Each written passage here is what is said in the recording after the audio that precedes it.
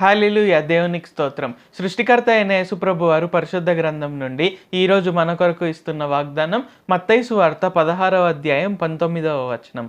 పరలోక రాజ్యం యొక్క తాళపు చెవులు నీకిచ్చెదను, నీవు భూలోకమందు దేని బంధించుదువో అది పరలోకమందును బంధింపబడును, భూలోకమందు దేని విప్పుదువో అది పరలోకమందును విప్పబడునని అతనితో చెప్పెను. సో ఈరోజు వాగ్దానం కనుక చూసుకున్నట్లయితే ఇది యాక్చువల్గా యేసుప్రభు వారు పేతురుకి చెప్తున్నారనమాట. ఏంటంటే పరలోక రాజ్యపు యొక్క తాళపు చెవులు నీకు ఇస్తున్నాను, సో నువ్వు భూలోకమందు దేని బంధిస్తావో అది పరలోకమందు బంధింపబడుతుంది, నువ్వు భూలోకమందు దేన్నైతే విడుదల చేస్తావో అది పరలోకమందు కూడా విడుదల అవుతుందని. సో ఇక్కడ యేసుప్రభు వారు పేతురుకి ఎందుకు ఆ తాళపు చెవి ఇచ్చారు?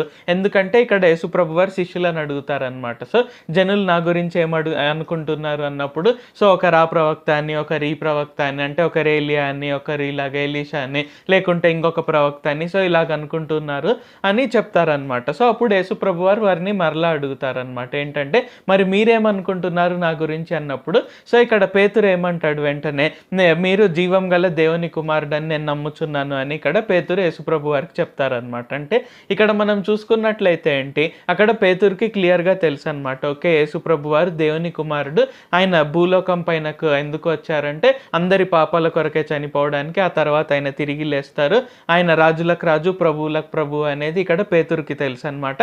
అండ్ అది పూర్ణ హృదయంతో విశ్వసిస్తున్నాడు, నమ్ముతున్నాడు. సో అందుకని ఇక్కడ యేసుప్రభు వారు పరలోక రాజ్యం యొక్క తాళపు చెవులు ఇస్తున్నారు. సో ఆ విధంగా ఈరోజు ఈ వాక్యం వింటున్న మీరు, సో మనమందరం కూడా ఇక్కడ మన పూర్ణ హృదయంతో యేసుప్రభు వారిని అంగీకరిస్తున్నాం. సో యేసయ్య మీరే దేవుని కుమారుడు, మీరే ఈ లోక రక్షకుడు, నా పాపాలన్నిటి కొరకై, నా వ్యసనాలన్నిటి కొరకై మీరు చనిపోయారు, 3వ రోజున తిరిగి లేచారు, ఇప్పుడు మీరు దేవుని కుడి పార్శ్వంన ఆసీనులై ఉన్నారు. సో మనం ఇలాగ నమ్ముతున్నాం కాబట్టి ఇక్కడ మనకందరికీ కూడా పరలోక రాజ్యం యొక్క తాళపు చెవులు ఉన్నాయి. కాబట్టి మనం ఈ భూమిపైన మనల్ని ఏది ఇబ్బంది పెట్టడానికి లేదు.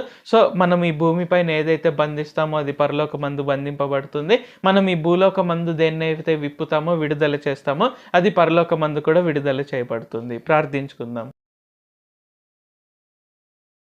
ప్రభువా, దేవా, సర్వాధికారి, మాకు ఇంకొకసారి ప్రార్థించుకునేందుకు అవకాశం ఇచ్చినందుకు వందనాలు తండ్రి. మీరు మా కొరకే చేసిన ప్రతి ఒక్క మేలుని బట్టి మీకు వందనాలు తండ్రి.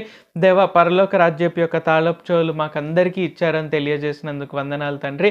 కావున ఈ ప్రార్థనలో పాల్గొంటున్న ప్రతి ఒక్కరూ మిమ్మల్ని వారి పూర్ణ హృదయంతో అంగీకరించుటకు, వారు అంగీకరించిన తర్వాత మీరు ఎలాంటి తాళపు చెవులు అయితే ఇస్తున్నారో అవి వాడుకొని గొప్ప ఆశీర్వాదాలు పొందుకొనుటకు, అనేకులకు, అన్ని దేశాలకు ఆశీర్వాదకరంగా జీవించుటకు, గొప్ప సాక్షులుగా నిలుచుటకు సహాయం చేయండి. నజరేయుడైన సర్వశక్తిగల యేసుక్రీస్తు నామంలో ప్రార్థిస్తున్నాం తండ్రి. ఆమేన్. Thank you Jesus. దేవుడు మిమ్మల్ని ఆశీర్వదించును గాక.